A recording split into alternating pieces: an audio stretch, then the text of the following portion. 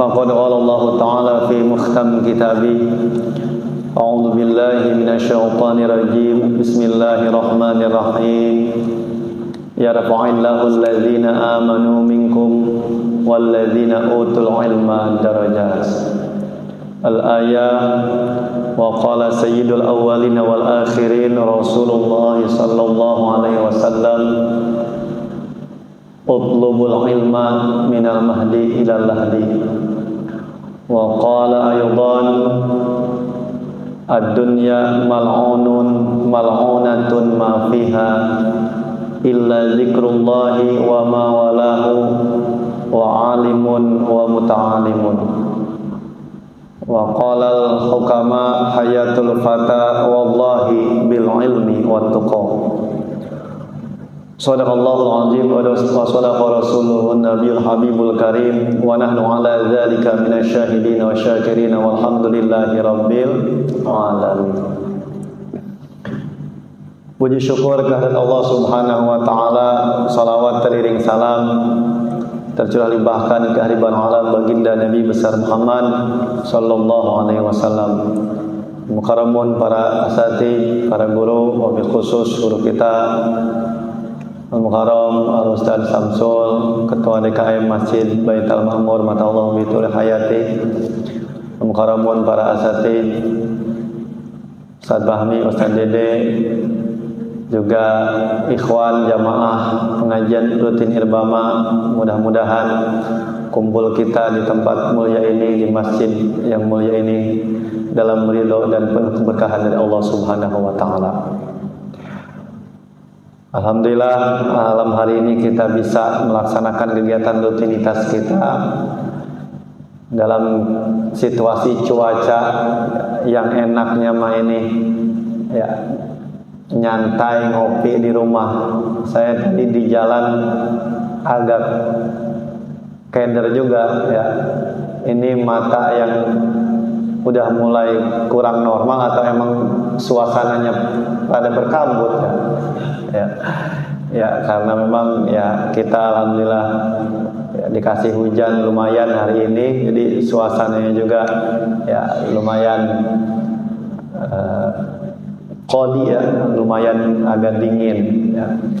Mudah-mudahan semua di antara kita, keluarga kita diberikan kesehatan walafiat dari Allah Subhanahu wa taala. Ikhwan jamaah rahimakumullah, mari kita lanjutkan kajian kita pada malam hari ini.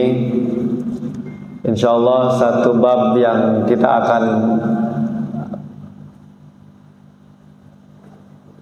kaji pada malam hari ini setelah kita sudah lewati bersama tentang terkait najis dan seputar penjelasan di dalamnya.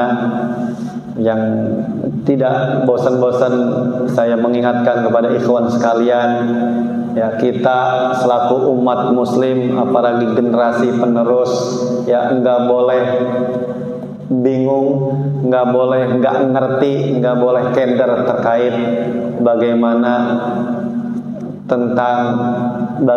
apa itu najis dan bagaimana cara membersihkannya. Ya, jadi kalau yang masih bingung, masih lupa ya, boleh tanya kepada guru-guru kita atau boleh baca dalam bacaan yang memang disarankan oleh guru-guru kita. Jadi jangan sampai kita menjadi generasi muda Islam, generasi penerus yang tentang najis aja kita bingung ya. Karena sekali lagi najis itu sesuatu yang akan kita temui dan harus kita sikapi dalam kehidupan sehari-hari, baik itu najis mukhafafah, mughallazah, terlebih najis mutawasithah yang memang pasti seringkali akan kita temui. Maka saya titip pesan kepada ikhwan semua untuk betul-betul khatam, untuk betul-betul ngolotok bab bagaimana tentang najis dan cara menyikapi dan membersihkan, mensucikannya. Ikhwan jamaah rahimakumullah, mari kita lanjutkan kajian kitab Misbahuz Zalam kita. Bismillahirrahmanirrahim. Qala al-mu'allif rahimahullahu ta'ala wa nafa'ana bi'ulumihim fid dharain amin. Babul wudu'i. An Abi Hurairah radhiyallahu anhu qala qala Rasulullah sallallahu alaihi wasallam laula an asyqa ala ummati la amartuhum bis-siwak laula an asyqa ala ummati la amartuhum bis-siwaki ma'a kulli wudu'ihi. Akhrajahu Malikun wa Ahmadu wan Nasa'i wa sahahahu Ibnu Khuzaimah wa zakarahul Bukhari ta'liqan. Ikhwan jamaah rahimakumullah, satu bab yang kita akan bahas ke depan yaitu tentang wudu. Apa itu wudu? Bagaimana tata cara wudu dan seputar tentang hukum-hukum terkait tentang wudu akan kita bahas secara mendetail di pelajaran-pelajaran kita ke depan. Wudu adalah satu kegiatan ibadah kita untuk mensucikan diri kita dari hadas kecil yang dimulai dengan niat dan diakhiri dengan tertib. Secara aktivitas fisiknya dimulai dari membasuh wajah sampai membasuh kedua kaki kita. Itu secara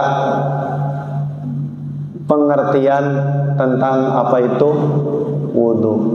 Ke depan kita akan bahas tentang rukun wudu, sunnah wudu, dan fadilah-fadilah dalam wudu. Nah, musannif atau pengarang kitab Syekh Ibnu Hajar Al-Asqalani mengedepankan satu hadis baginda Rasul sallallahu alaihi wasallam sebelum pembahasan lebih jelas, lebih tertib tentang wudu. Beliau kedepankan terlebih dahulu tentang siwak. Dari Abu Hurairah radhiyallahu anhu, baginda Rasulullah sallallahu alaihi wasallam bersabda, "Laula an asyqa ala ummati la amartuhum bis-siwaki ma'a kulli wudu'ihi." Kata baginda Rasul, kalau enggak memberatkan kepada umatku, maka akan aku wajibkan bersiwak dalam setiap wudu mereka. Nah, ini menarik. Sebuah hadis yang dikedepankan dalam kitab Bulughul Maram yang disyarahi oleh Kiai Haji Muhajirin Amsar yang berjudul Misbahuz Zolam ini, sebelum ngomongin tentang wajib wudu dan sebagainya, lebih diduluin bab siwak dulu. Karena hikmahnya ternyata memang siwak dalam konteks sekarang di era zaman kita, generasi milenial, generasi Gen Z, rasa-rasanya siwak dengarnya ini udah jarang. Ya. Bahkan mungkin di antara umuran kita nih teman-teman ada juga yang belum lihat barangnya itu siwak kayak bagaimana. Ya, boleh jadi nggak? Boleh jadi. Karena apa? Karena sudah saking langkanya di antara kita dalam beribadahan itu menggunakan amaliyah sunnah siwak. Benar-benar. Ya. Kadang mohon maaf ya, generasi milenial, generasi Gen Z lihat yang tua kayaknya udah agak jarang ya, Dede. Ya, kalau dulu atau ya kita barangkali sebagian, kalau kita teman-teman yang suka aktif di majelis, mungkin guru-guru guru kita sebagian, habaib kita, ya di kantongnya ya minimal selain memang ada gudang garam filter ya, ada siwak juga kadangnya sebagian guru kita. Ya itu karena memang sudah jarang yang mengamalkan ini, salah satu sunnah. Padahal baginda Rasul pernah bersabda sebegitu menganggap pentingnya siwak ini dengan pernyataan dalam hadis Rasulullah yang diriwayatkan oleh Abu Hurairah seperti demikian. Kalau enggak bikin memberatkan umatku, maka aku wajibin ini siwak di setiap wudu umat. Ya. Jadi konteksnya dulu ya Rasulullah dengan mengedepankan kasih sayangnya sama kita. Kalau kata Rasulullah, kalau nggak ngawatirin kita berat, siwak udah bagian dari wajib yang kita harus lakukan dalam wudu kita. Artinya kalau kita nggak siwak dalam tertib wudu kita, nggak sah tuh wudu kita. Tapi Rasulullah nggak masukin tuh wudu siwak dalam wajib atau rukun wudu kita. Nah, sebetulnya apa itu siwak? Nah, ya. Siwak itu adalah aktivitas secara bahasa menggosokkan sesuatu benda kepada gigi kita dengan tujuan untuk membersihkan gigi seseorang itu, untuk membersihkan gigi, ya, menghilangkan sisa makanan, ya, menghilangkan bau gigi dan mulut kita. Bendanya pakai apa? Nah, bendanya zaman Rasul, karena Rasul di tanah Arab, dan Rasulullah menggunakan langsung kayu tersebut, yaitu pakainya kayu Arab. Nah, ya, kayu Arab. Ada yang belum pernah lihat kayu Arab? Yang batang panjang itu, ya seukuran panjangnya rokok biasanya dibikin, ya sepanjang telunjuk. Ukurannya ya ada yang macam-macam, ada yang seperti jari manis, jari kelingking, ya macam-macam bentuknya. Nah, itu kayu Arab, kayu yang banyak ditemukan di Afrika, di India, di dataran Jazirah Arab. Makanya zaman Rasul dulu siwaknya pakai kayu itu, kayu Arab. Nah, ya. Secara hukum fikih, ya, tata cara kemuliaan siwak ini tadi menggunakan kayu Arab. Tetapi secara hukum dasarnya dijelaskan dalam kitab Fathul Qarib Syekh Ibnu Qasim, ya, bersiwak itu boleh atau diutamakan menggunakan kayu Arab atau menggunakan benda lain yang sifatnya kasar yang bisa membersihkan gigi. Maka ada timbul pertanyaan atau pernah lihat, ya, ada guru kita, ada ustadz atau bahkan habaib kita yang mau ngaji, dia membersihkan giginya tapi nggak pakai kayu Arab. Pakai apa? Pakai sorban misalkan. Atau pas mau sholat, guru kita ya mau sholat sebelum takbiratul ihram niwak dulu. Biasanya pakai kayu Arab. Tapi ada juga tadi karena hukumnya boleh sifatnya yang menggunakan benda suci yang sifatnya kasar, maka ada juga kadang yang mungkin guru kita kebetulan nggak bawa siwaknya, akhirnya pakai sorban digosok. Nah, kalau kita mau ngamalin, bagaimana tata cara terbaiknya? Satu, ya kayunya kayu Arab tadi, kayu yang memang seringkali atau kayu memang yang biasanya didatangkan langsung dari Saudi, biasanya oleh-oleh jamaah haji itu ya. Dulu mah ya masih suka tuh sekalian bawain kayu Arab yang bagusnya biasanya dibungkusin. Kalau yang nggak bisa dikaretin doang tuh ya. Ya, yang eksklusifnya mungkin diwadahin tuh ada juga kan. Ada juga yang mudah dulu itu 10 tahun 20 tahun yang lalu itu umumnya kadang seminimal-minimalisnya paket orang datang dari tanah suci biasanya bawa kayu Arab tuh. Nah, ya kalau sekarang kan udah keren ya tentengannya, ya pakai gift gitu kan, kotak begitu isinya kurma, air jam-jam dan sebagainya. Kalau dulu minimalnya pulang itu tentennya kayu Arab itu. Nah, ya kayu buat siwak. Nah, tata cara siwak yang benar, yang baik, yang disunahkan, ya, itu cara megangnya itu, ya, dengan 3 jari jempol, telunjuk dan jari tengah kita. Nah, jari manis sama jari kelingking kita itu dilepaskan dari pegangan itu. Nah, ya, ada yang bawa, ya. Nah, ini kayu Arab tuh begini nih, ya. Nah, megangnya idealnya begini tuh, idealnya. Nah, jadi ini jempol tuh di atas, gini. Ini dilepaskan.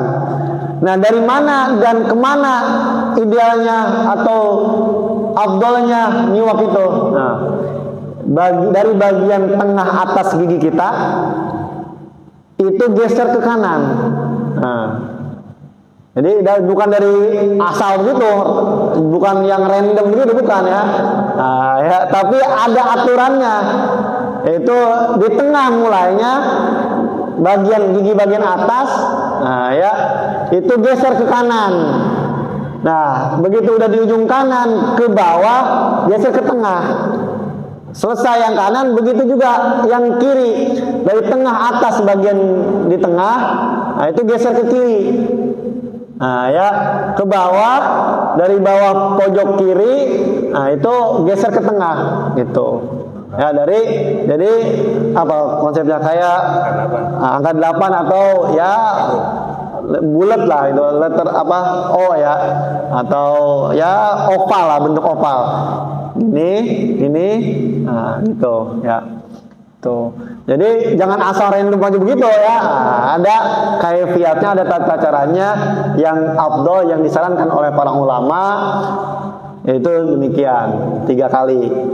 Nah, kapan saja disunahkan kita bersiwak? Ya, satu, ya ini dalam konteks sekarang kita bahas saat kita akan melaksanakan wudu. Yang kedua, saat kita akan melaksanakan sholat, baik sholat wajib maupun sholat sunnah. Ketiga, saat kita mau ngaji. Keempat, yang ngajinya ngaji kitab atau ngaji ilmu atau baca Al-Quran. Nah, kita pakai siwak dulu idealnya. Itu bersiwak dulu. Nah, itu sunnah-sunnah, tempat-tempat atau waktu-waktu yang disunahkan dalam kita bersiwak. Tuh. Nah, juga kalau kita udah senang nih bersiwak, juga jangan lupa rajin-rajin bersihin. Nah, ya, jangan ini mau siwak udah kayak kita sikat gigi di kamar mandi kita juga ya, udah begitu apa namanya, ya kayunya udah begitu rusak gitu ya, masih kita pertahanin, jangan. Nah ya, kayunya kalau udah kelihatan ya udah mulai banyak sisa-sisa atau kenangan-kenangan indahnya udah nempelnya, udah jadi bau yang tidak dirindukan, itu udah harus kita ganti, itu kita potong, kita bikin lagi dari awal. Nah, itu kesunahan kita dalam menggunakan siwak. Nah, ini barang langka sekarang yang masih mau siwak. Nah, ini guru kita Ustaz Fahmi ini, alhamdulillah ya, di tasnya nggak pernah lupa tuh bawa siwak. Nah, tinggal intensitas makainya doang, terus diseringin lagi. Nah, ya. Nah, itu ya, sekarang kita juga yang belum. Nah, ya, sunahkan untuk kita bersiwak. Makanya aduh, hati-hati nih ya. Kalau ini nggak banyak dibahas, nggak sering dijelaskan, nggak sering ya saling mengingatkan, rasa-rasanya ya Gen Z, ya milenial ini kayaknya ya, agak asing apa itu siwak. Siwak konteksnya dalam hal ini afdolnya yang menggunakan kayu Arab tadi. Dikembalikan hukum fikih, ada juga permasalahan bagaimana seseorang yang niatnya bersiwak tapi menggunakan sikat gigi dan pasta gigi, apakah itu juga bisa bernilai sunnah siwak? Ya, apakah itu juga dinilai sunnah siwak dengan kita membersihkan gigi menggunakan sikat gigi? Maka para ulama ulama kekinian, mutaakhirin atau kontemporer, kalau istilah intelektualnya itu melakukan bahsul masail terkait itu. Hukum menggunakan sikat gigi apakah sama atau bisa dihitung menjadi amalan bersiwak? Maka salah satu yang merumuskan yaitu Syekh Wahbah Az-Zuhaili, ulama besar kontemporer. Beliau menyatakan bahwasanya menyikat gigi dengan sikat gigi dan pasta gigi diniatkan dengan bersiwak, maka itu dapat pahala sunnah bersiwak. Jadi kita yang memang secara kesehatan juga dianjurkan untuk gosok gigi, niatin bersiwak juga, maka itu menjadi mendapat pahala sunnah siwak juga. Nah, salah satu juga yang jarang dilakukan sunnah siwak juga bangun tidur. Bangun tidur itu juga sunnah nyiwak. Nah, makanya bangun tidur yang udah disiplin sikat gigi habis bangun tidur, terutama tidur malam, nah itu juga niatin bersiwak, dapat pahala sunnah siwak. Itu jadi seminimal-minimalnya gugur atau terhitung siwak itu menggunakan kain kasar yang suci. Utama-utamanya adalah menggunakan kayu arok dengan tata cara yang tadi kita bahas. Atau tadi sikat gigi juga terhitung sunnah siwak. Ikhwan dan jamaah rahimakumullah, kira-kira itu terkait siwak. Maka begitu besar kayak faidah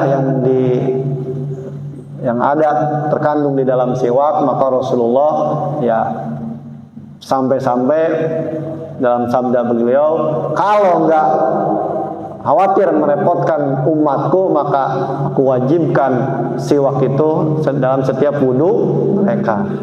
Gitu. Ikhwan jamaah rahimakumullah, mari kita lanjutkan sebuah hadis tentang kaifiyat wudu. Jadi perlu untuk langsung dilanjut supaya tidak terlalu lama untuk pemahaman kita tentang wudu bisa lebih maksimal. Wa an Himran anna Utsman da'a biwudu'in faghasala kaffaihi salasa marratin summa tamadmada wastanshaqa wastansara summa ghasala wajhahu salasa marratin summa ghasala yadahul yumna ilal mirfaqi salasa marratin summa yusra misla zalika summa masaha bi ra'sihi summa ghasala rijlahul yumna ilal ka'baini salasa marratin summa yusra misla zalika summa qala ra'aitu Rasulullah sallallahu alaihi wasallam tawaddu'a nahwa wudu'i hadza muttafaqun alaih. Ikhwan jamaah rahimakumullah, satu hadis dari Himran bahwasanya seorang sahabat yaitu Sayyidina Utsman bin Affan memperlihatkan kepada seorang sahabat yang tadi namanya Himran tata cara berwudu seperti sahabat Utsman ini melihat baginda Rasulullah berwudu. Bahwasanya Rasulullah SAW itu berwudu dengan cara yang pertama beliau membasuh kedua telapak tangannya, membasuh kedua telapak tangan beliau. Faghasala kaffaihi salasa marratin. Beliau membasuh kedua telapak tangannya. Nah, ini satu bagian yang termasuknya sunnah. Sebanyak 3 kali. Summa tamadmado, selanjutnya yaitu berkumur, kumur-kumur. Wastan syako, wastan saro, yang selanjutnya yaitu memasukkan air ke dalam hidung. Nah, ini jangan keliru ya teman-teman. Memasukkan air ke dalam hidung itu ada 2 bagian. Ada yang disebut hidung bagian luar, ada sebut hidung bagian dalam. Nah, yang mancung, yang nggak mancung sama, ada itu dua bagian. Ya. Nah, yang dimaksud memasukkan air ke dalam hidung itu hidung bagian mana yang terhitung sunnah? Yaitu hidung bagian dalam. Nah, hidung bagian dalam mana ukurannya gampang, yang nggak kepegang kalau kita lagi ngupil itu bagian dalam, atau yang kepegang bagian kita ketika ngupil itu bagian luar. Maka ya paling nggak bagian ini tengah nih sampai ke atas, ya sejajar sama mata itu hidung bagian dalam. Nah, ya, jadi yang terhitung memasukkan air ke dalam hidung itu adalah hidung bagian dalam. Ya, ningseken cai ka irung, ya, kalau bahasa Sundanya ya. Jadi masukin air ke dalam hidung bagian dalam, setelah itu dikeluarkan lagi. Nah, ini penting, nggak terhitung kalau kita cuma apa? Ya kadang kalau kita lagi sholat ya, ngebut aja ya, itu cuma sampai bagian luar doang nih. Nah, itu nggak terhitung sunnah insyak. Ya, sunnah memasukkan air ke dalam hidung. Jadi kudu, nah, ya kudu di apa? Nah, kudu diinstruksikan kalau orang sumur batu mah ya. Kudu dimasukin, kudu sampai ada refleks menghirup air tersebut. Bahkan kalau yang baru-baru pasti terasa apa? Nah, terasa puyeng. Nah, itu memang sampai begitu. Memang ada tujuan hikmah kesehatan juga supaya membersihkan hidung kita dari virus, dari bakteri. Nah, di bagian rongga hidung bagian dalam. Lalu mengeluarkannya lagi. Itu. Ya, itu. Jadi menghasukan air ke dalam hidung itu hidung bagian dalam, bukan yang bagian luar. Ukurannya tadi. Nah, bagian luar itu yang bagian yang masih kita kejangkau, kita kalau lagi ngupil, lagi ngorong itu bagian luar baru. Nah, ya. Yang selanjutnya summa ghasala wajhahu salasa marotin. Yang selanjutnya tata cara berwudu Rasulullah itu habis menghirupkan air ke dalam hidung lalu mengeluarkannya itu yaitu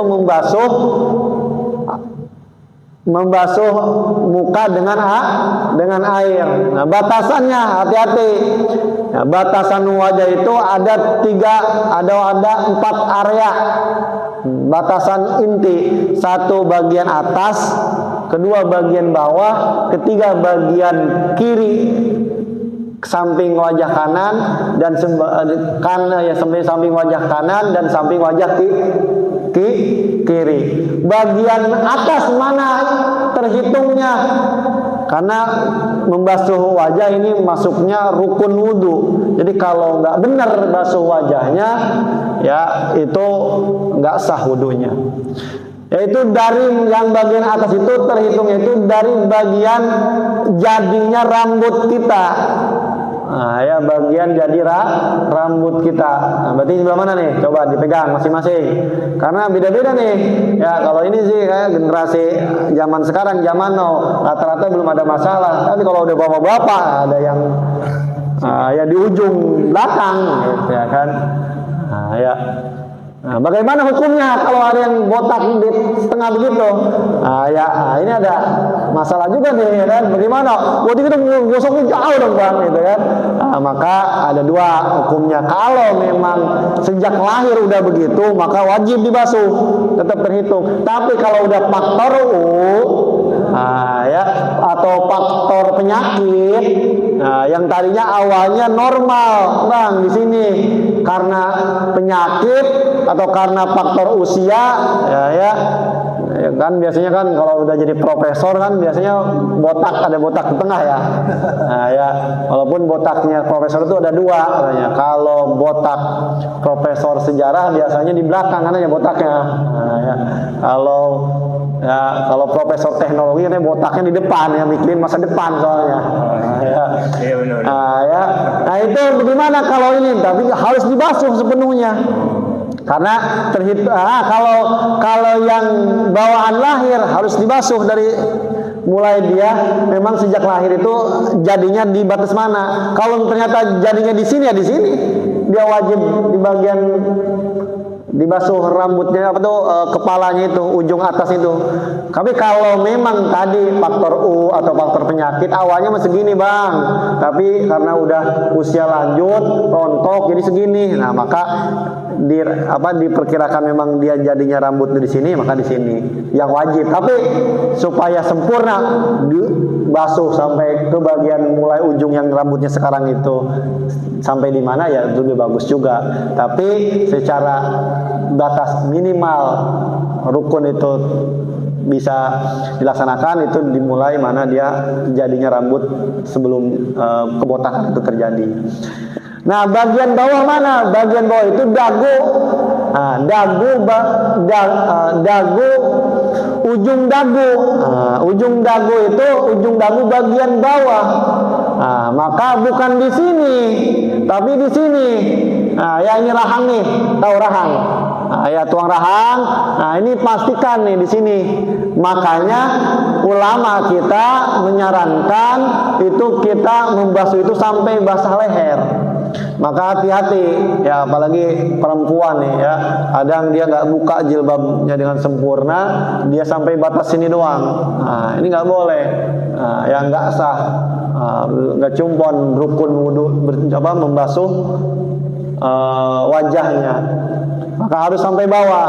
Maka ulama ya untuk ikhtiyat hati-hati menyarankan sampai ke lehernya juga basah. Selanjutnya titik samping kanan samping kiri mana? Nah, dari mulai ya samping itu di bagian samping itu dimulai ujung kuping bagian dalam sini berarti ya. Nah, ini wajib basah nih ya, titik koordinatnya 4 tadi wajib basah area sini. Nah, hati-hati ya, jangan kita karena tergesa-gesa akhirnya wudhu kita nggak benar. Bukan nggak sempurna ya, nggak benar. Karena kalau nggak sempurna dia hanya nggak dapat pahala sunnah. Tapi kalau nggak benar, nah dia nggak sah wudhunya. Nggak sah wudhunya dia sholatnya sah apa enggak? Enggak. Lanjut. Summa ghasala yadahul yumna ila mirfaqi salasa marotin. Summa yusra misla zalika. Yang selanjutnya setelah membasuh wajah itu membasuh kedua tangan. Nah, ya dari ujung jari sampai ke ujung siku. Nah, kita di Indonesia umumnya di wilayah kita lah di Bantar Gebang, wudhu kita pakai keran apa pakai bak? Pakai keran. Maka kalau pakai keran dengan pakai bak itu beda caranya. Kalau pakai bak terbuka, contoh misalkan nih ya, ada yang lagi ke Sukabumi, ke Cianjur ya, itu kan biasanya di bak tuh, terutama di pesantren-pesantren tuh. Nah, itu kita wudhunya itu kalau pas membasuh kedua tangan itu ujung jari dulu. Nah, ya, ujung jari dulu atau diambil air, ujung jari dulu. Nah, ya sampai ke siku. Karena di sini juga Gusta ya dahul yumna ilal mirfaqi. Jadi dari ujung jari sampai ke ujung siku. Nah, kalau pakai keran itu dibalik. Nah, ya ujung siku dulu sampai rata ke bawah. Dan ratanya air ke bawah itu harus merata dengan sendirinya. Itu kalau misalkan ya air baru nyampe ke sini kita udah usah pakai tangan, itu nggak sah tuh. Maka harus biarkan mengalir. Kalaupun kita tangan ingin membantu meratakan, airnya nggak boleh putus, harus terus mengalir. Gitu.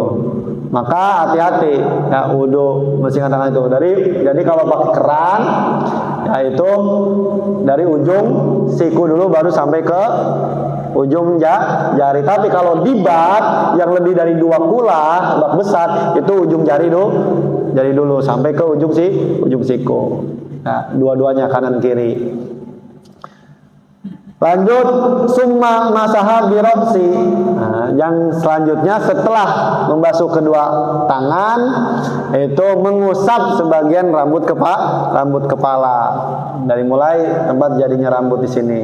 Ya, tuh 3 kali. Summa ghasala rijlahul yumna ilal ka'baini salasa maratin summal yusra misla zalika. Yang terakhir yaitu membasuh kedua kaki Ya, dari ujung jari sampai ujung tumit. Bagaimana tuh ujung tumit? Nah, ya, maaf ya. Nah, bagian sini kita lebihin di sini. Nah, ini juga sama. Ada yang menggunakan air kulah tadi, air bak, ada juga yang pakai keran. Kita umumnya pakai keran. Nah, bagaimana? Maka dari ujung tumit dulu dah, ya. Nah, pokoknya nggak boleh nggak searah ya. Jadi harus searah. Kalau mau mulainya dari ujung jari, maka akhirnya harus di ujung tumit, di atas tumit. Nah, aman ya. Kalau mau mulainya di atas tumit, maka harus berakhirnya di ujung jari. Ini air harus ngalir, nggak boleh acak-acakan sporadis gitu. Nah, ya random itu nggak boleh. Jadi harus jelas dari mana datangnya air pertama, dari mana air harus berakhir. Nah, ya kalau baru nyampe sini, misalkan nih pertengahan sini doang nih, kecebak, ini nggak kena, nggak sah wudu kita. Ya. Nah, ya maka harus jelas mau dari mana kita mulainya. Kalau mau dari atas tumit berarti harus mengalir sampai ke ujung jari. Boleh tangan membantu meratakan, tapi air nggak boleh putus. Nah, ya jadi nggak sah nih, misalkan air dikit kita basuh doang, kita lap-lap begitu, nggak boleh. Nah, ya karena bukan mengusap air pada kedua kaki, tapi membasuh artinya membasuh yang mencuci. Nah, ya mencuci, jadi airnya kudu maksimal gitu ya. Jadi hati-hati ya, beda dalam konteks bersuci itu ada mengusap, ada membasuh. Mengusap cukup ada kena air ya, tapi kalau membasuh itu harus secara maksimal. Ukuran maksimal apa? Ya tadi airnya mengalir. Ya harus ditentukan ujung awalnya dari mana air itu kita alirkan dan berakhirnya mau di mana. Tadi kalau mau di atas tumit dulu berarti harus berakhir di ujung jari kaki. Kalau mau mulai di ujung kaki maka harus ngalir ke atas, berarti di atas tumit kita. Nah, itu kira-kira yang menjadi perhatian ikhwan jamaah rahimakumullah ya, terkait kita berwudu. Saya yakin yang namanya wudu aktivitas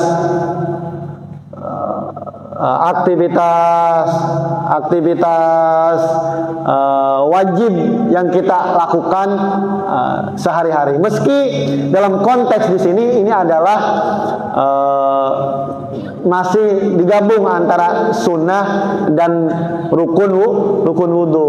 Nah, ini berdasarkan satu hadis yang Sayyidina Utsman melihat Rasulullah caranya berwudu. Meski nanti dalam referensi yang lain akan ada tertibnya wudu dari mulai apa yang dilakukan pertama sampai di akhirnya, termasuk tadi masuk kuping kan belum dimasukin karena memang dalam konteks hadis di sini nggak disebut gitu.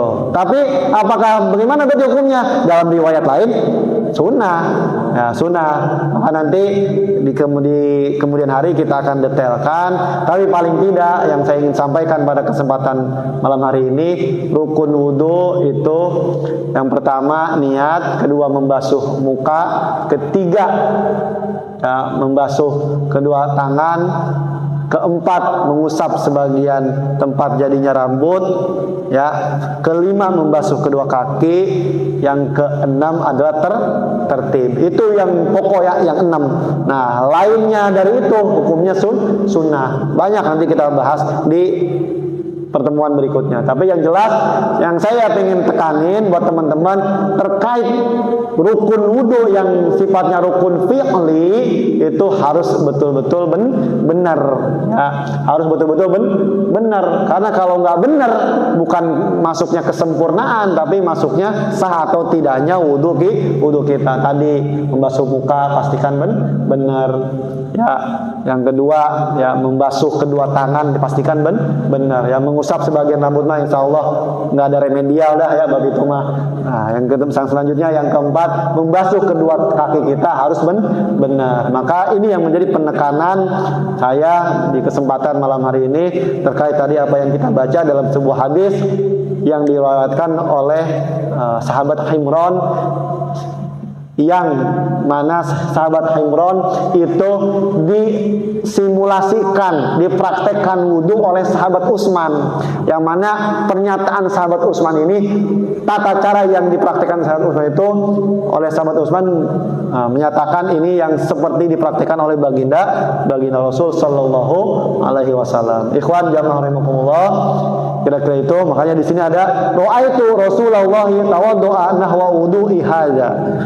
Lihatlah Rasulullah berwudu itu seperti ini yang kau lihat aku bagaimana mempraktikkan wudu ini. Gitu. Ikhwan jamaah rahimakumullah, kira-kira itu yang bisa disampaikan.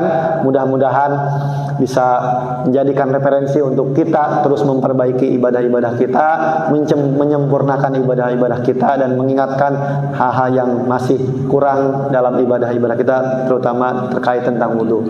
Mudah-mudahan ada manfaat yang bisa diambil. Apabila ada hal yang kurang berkenan, mohon dibukakan pintu maaf yang seluas-luasnya.